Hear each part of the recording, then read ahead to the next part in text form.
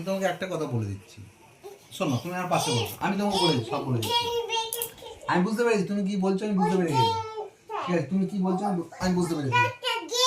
ওটা একটা ড্রেন তো। আমি তোমাকে যেটা বলছি শোনো, দেখো, প্রথম কথা হচ্ছে তুমি যদি ভূত দেখো, ভূত যদি দেখো তুমি, প্রথম কথা কি করবে তুমি? একদম ভয় পাবে না, ওকে বলবে, তাই তো? না, তুমি প্রথম কথা হচ্ছে তুমি একদম ভূত দেখলে ভয় পাবে না, ঠিক আছে?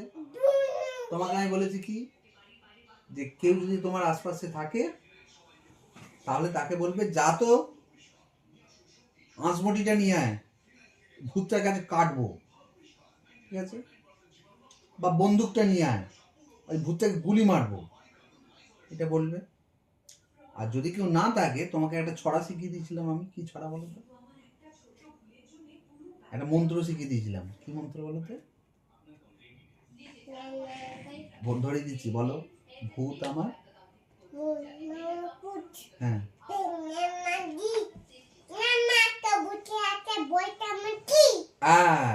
তাহলে কি হয়েছিল? চলে যাবো কলা।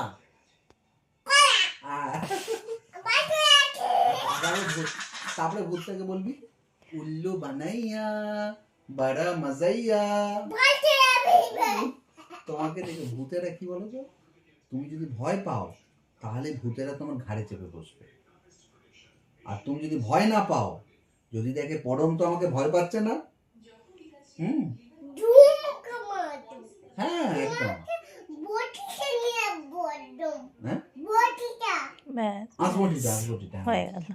আঁশবটিটা নিয়ে যাবে একদম, আমাকে বলবে।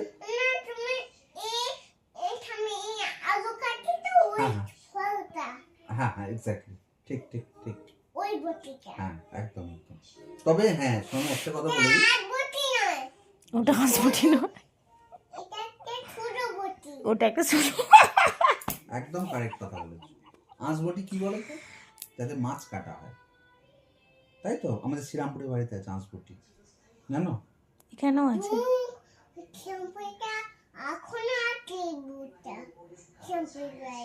আছে? কোনখানটায় আছে? পিছনে পিছনে জঙ্গলটায় আছে। কিরকম দেখতে ভূতটা? কালো মতো।